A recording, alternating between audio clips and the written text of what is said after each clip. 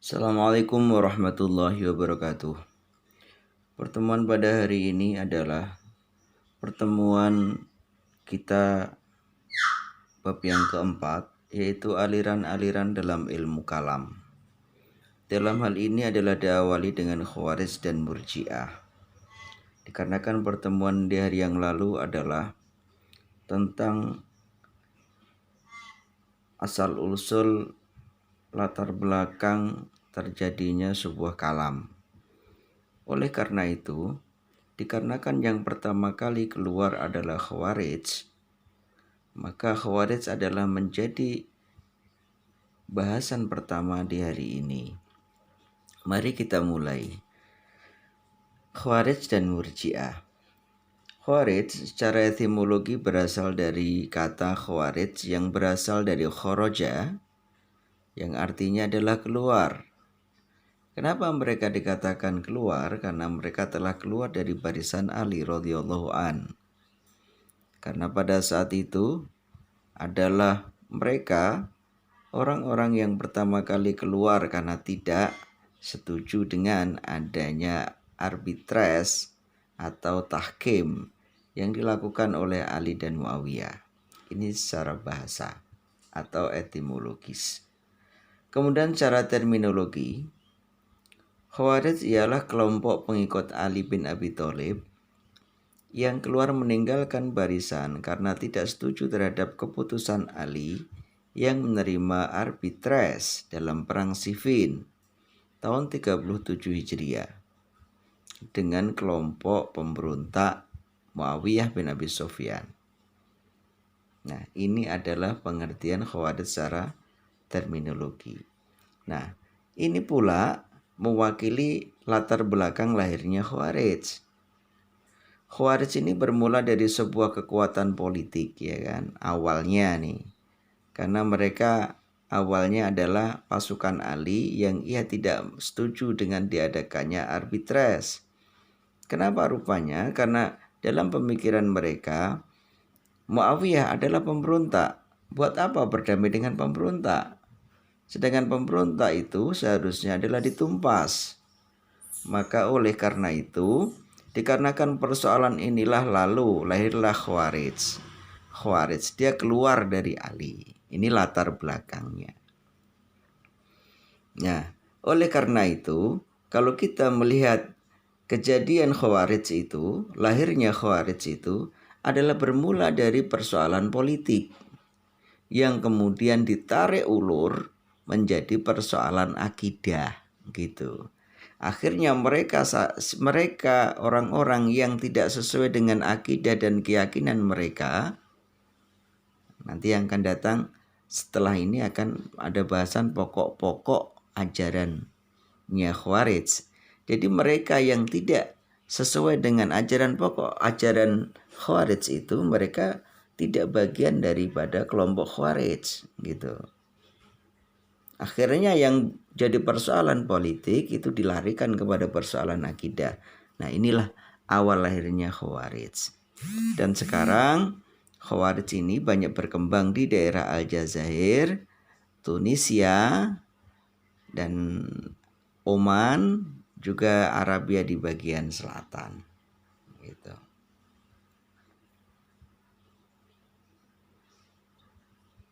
Untuk selanjutnya adalah ajaran pokok Khawarij. Ajaran pokok Khawarij ini dibagi menjadi dua bagian. Yang pertama adalah ajaran pokok Khawarij di bidang politik. Yang kedua adalah ajaran pokok Khawarij di bidang teologi. Bagaimana mereka Khawarij memberikan ajarannya di bidang politik? Yang pertama, dia mengatakan bahwa yang berhak menduduki jabatan khalifah tidak hanya terbatas orang Quraisy. Nah, ini dikarenakan dia ini keluar dari Ali, sedangkan Ali adalah suku Quraisy. Makanya mereka mengatakan bahwasanya yang berhak untuk menjadi khalifah tidak harus dari orang Quraisy, tapi semua bangsa Arab maupun non-Arab bisa menjadi seorang khalifah. Ini yang pertama. Yang kedua, khalifah sebelum Ali adalah sah, tetapi setelah tahun ke-7 dari Khalifah Utsman, dianggap telah menyeleweng. Nah ini dia nih. Jadi dia tidak mengakui Ali. Kenapa rupanya? Karena Ali ini sudah tidak pantas untuk menjadi khalifah lagi karena tidak punya pendirian menurut mereka. Maka khalifah yang sah itu hanya yang sebelumnya. Abu Bakar sah, Umar bin Khattab sah, Utsman bin Affan sah. Nah, sedangkan Ali tidak sah kekhalifahannya. Ini yang kedua. Oke ya. Lalu yang ketiga adalah Khalifah Ali adalah sah. Tetapi setelah terjadi arbitres, ia dianggap telah menyeleweng. Ini yang ketiga.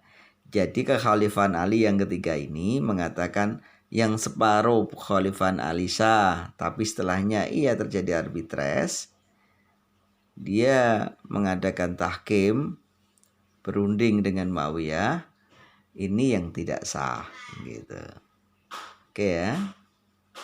Ini adalah pokok ajaran Khawarij di bidang politik. Ada 3. Lalu kemudian ajaran pokok Khawarij di bidang teologi. 1. Khawarij dia berpendapat bahwa orang yang melakukan dosa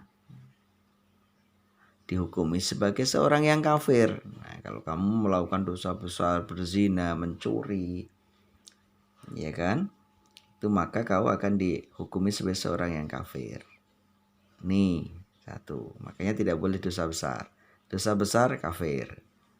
Yang kedua, bahwa orang yang berbuat dosa besar dan tidak bertaubat, maka dia akan di dalam neraka. Jadi dia kekal di dalam neraka itu.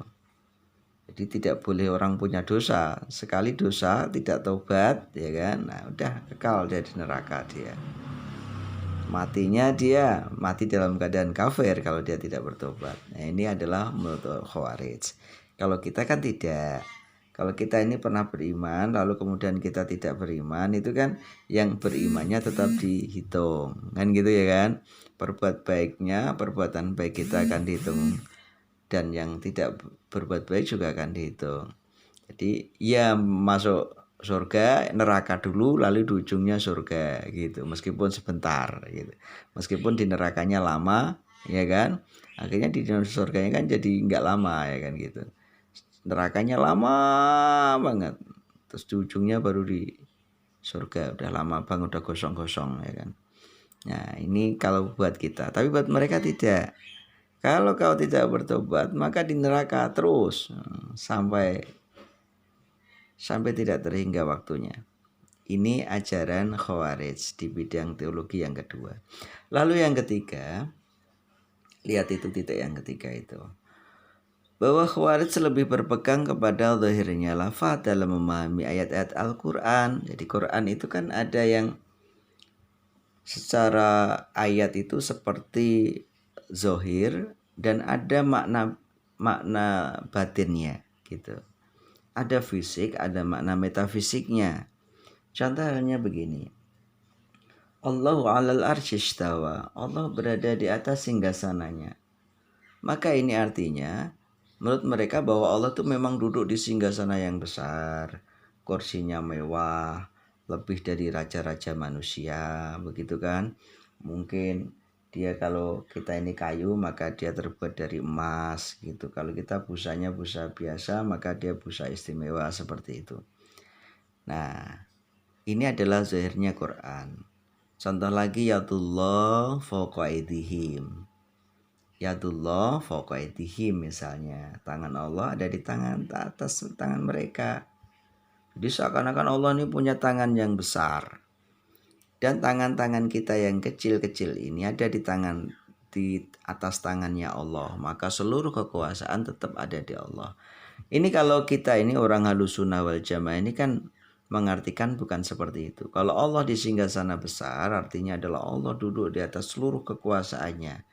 Dia bisa memerintahkan, bisa berbuat, bisa melakukan apa saja tanpa terbatas oleh kekuatan apapun. Seperti itu. Ini menurut kita. Tapi menurut mereka ini adalah ayat yang ada di Al-Quran itu cukup dimaknai sesuai dengan zahirnya ayat saja. Tidak perlu memaknai dari sisi takwil, tidak perlu lagi mentakwil ayatnya begitu. Kalau kita kan tidak. Kalau kita kan ada makna di balik yang fisik itu, yaitu makna batin, metafisiknya. Seperti itu. Oke ya. Kalau yadullah fawqa aydihi, maka kekuasaan Allah di atas kekuasaan manusia ini kan kecil. Kamu ini kecil, saya kecil, mereka ini kecil. Namun kekuasaan Allah itu di atas segalanya. Nah ini ajaran-ajaran pokok Khawarij ya. Ada dua. Yang pertama adalah ajaran pokok Khawarij di bidang politik, dan yang kedua adalah ajaran pokok Khawarij di bidang teologi. Sekali lagi, ajaran pokok Khawarij di bidang politik ini mengatakan yang pertama, bahwa yang berhak menduduki jabatan khalifah tidak hanya terbatas pada orang yang keturunan Quraisy saja. Yang kedua, khalifah sebelum Ali adalah sah, setelahnya Ali tidak sah. Lalu yang ketiga, bahwa khalifah Ali sahnya adalah sebelum terjadi arbitres, namun tidak sah ketika setelah terjadi arbitres. Kemudian pokok ajaran Khawarij di bidang teologi, yang pertama adalah Khawarij berpendapat bahwa orang yang melakukan dosa besar dihukumi kafir. Lalu yang kedua, siapapun orang yang tidak berbuat taubat maka masuk neraka, kekal di sana. Dan yang ketiga, bahwa Khawarij lebih berpegang pada zahirnya lafaz dalam Al-Quran, bukan dari sisi maknawinya. Ini ajaran-ajaran pokok Khawarij. Oke ya. Sekarang kita masuk kepada Murji'ah. Ada beberapa pendapat tentang pengertian Murji'ah. Yang pertama adalah secara bahasa Murji'ah artinya penangguhan, ditangguhkan ini secara bahasa. Dan yang kedua secara istilah, bahwa Murji'ah artinya adalah memberikan harapan, berharap. Ada dua ya, penangguhan dan harapan. Coba kalau orang ditangguhkan kayak apa rasanya? Nggak enak kan? Berharap, harap-harap cemas, hanya berharap tapi nggak ada kenyataan, nggak enak kan? Nah, Murji'ah ini secara bahasa artinya adalah penangguhan, dan secara bahasa lagi yang kedua artinya adalah harapan. Ya kan? Nah, secara terminologi, kalau sudah secara bahasanya, sekarang secara istilah atau terminologi. Murji'ah adalah kelompok yang memisahkan amal dari iman. Sehingga menurut mereka maksiat ini tidak mengurangi nilai iman seseorang. Tuh. Kamu asal sudah beriman, dalam hatimu sudah ada iman, kata Murji'ah, kamu maksiat seperti apapun tidak jadi soal. Kamu mau zina lah sampai kamu capek lah. Kamu mau minum minuman keras sampai kamu jantungmu bocor lah. Kamu mau mencuri sampai orang pada bingung lah. Kamu mau berbuat apapun asal kau masih beriman kepada Allah, maka tidak akan masuk neraka, kamu tetap selamat. Dalam bahasa lain, kalau ada yang maling, berarti maling-maling yang beriman, ya kan? Pencuri-pencuri yang beriman, ya seperti itu. Ini istilahnya Murji'ah ya. Kemudian kapan terjadinya lahirnya Murji'ah? Maka kita akan membahas latar belakang lahirnya Murji'ah. Murji'ah ini adalah lahir dikarenakan banyaknya gerakan pada saat itu, ya kan? Didirikan oleh Hasan Muhammad Al-Hanafiyah.